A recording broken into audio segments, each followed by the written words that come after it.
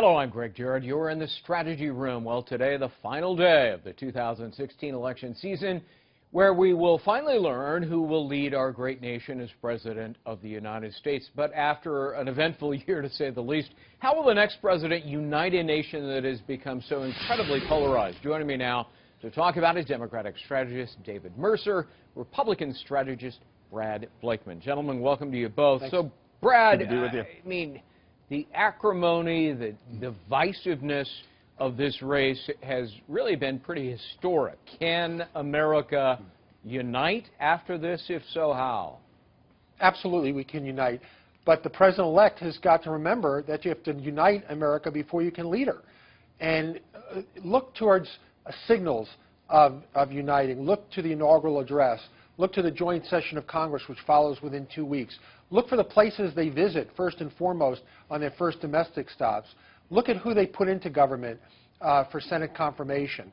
These are the signals that can be sent to remember, anybody who's elected tomorrow, when we wake up, has got a daunting challenge of at least 49% of the nation who doesn't like them. So if you want to govern and you want to be effective, you've got to be able to reach your hand across the aisle and at least attempt a good, earnest attempt to unite us.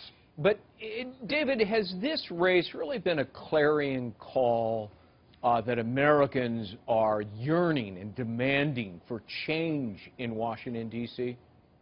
Absolutely, and I believe, in regard to that question and in context of what Brad just mentioned, that Hillary Clinton has listened to the American people and hears that loud and clear from the standpoint that we've seen her garner 57 newspaper endorsements around the country, and a good many of them conservative newspapers that have never endorsed a Democrat. We've seen 78 Republican elected officials, former cabinet members, senators, et al. Also supporting Hillary Clinton on the GOP side. And I think that is the beginning of arriving at a bipartisanship environment, consensus, to get and focus on the needs of the country, meeting those challenges, and not putting party first, but putting the country and its needs as well first. And I think that you will see that from day one, as you've seen it in her campaign and demonstrated in the results that she's achieving up until this point. Let's talk about lessons learned for the GOP, Brad. Is it that you really are running a huge risk if you say something or do something that alienates the Latino population in America, because the early voting suggests they have come out in droves and against Donald Trump? Look, I think the story tomorrow is going to be the rise of the Latino vote, the lowering of the African-American vote, and then the importance of the women's vote. And if our party does not learn the lesson that not only in our rhetoric, but the candidates we field for election, they have to start looking more like America. You can't just expect a vote. You have to earn a vote. And I don't think we need any more autopsies. What I think we need is action. And action needs to take place in January, and it starts with perhaps the election of a new chair for the RNC. On the Democratic side, lessons learned, David, is it that you really run a substantially high risk if you nominate somebody who either has a history of scandal or is currently embroiled in a scandal? I mean, Hillary Clinton's high negatives are exceeded only by Donald Trump's. So if it had been somebody other than Trump as the GOP nominee, she might have lost and lost badly. Well, my view, and I think it's shared by the Democratic Party, given the nomination of Hillary Clinton, it's not all the scandals that she's created. In fact, they've been manufactured scandals going back to the Bill Clinton 90s.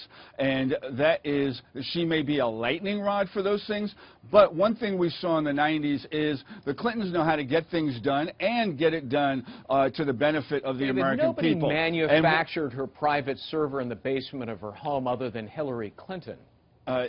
if I might suggest to you, through the millions and millions of dollars, through the investigation after investigation, and what do we have? We have just the other day, Sunday, with Comey saying it is not reopened and we are not going further. That doesn't mean it wasn't wrong. wrong. That is the end result. That was not a scandal other than it manufactured and prolonged, and just as Americans who because think if you dishonest.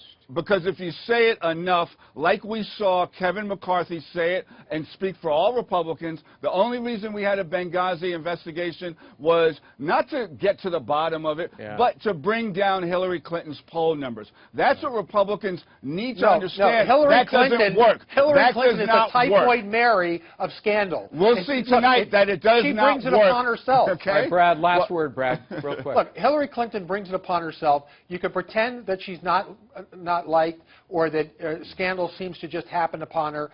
This is all self-created. Whether it's Bill Clinton's scandal when he was president or Hillary's multiple scandals, this is her doing it to herself. Okay. And at the end of the day, she admits she was wrong. Got to leave it at that. David and Brad, thank you very much. For election results and political news, stay right here at foxnews.com. I'm Greg Jarrett. Thanks for watching.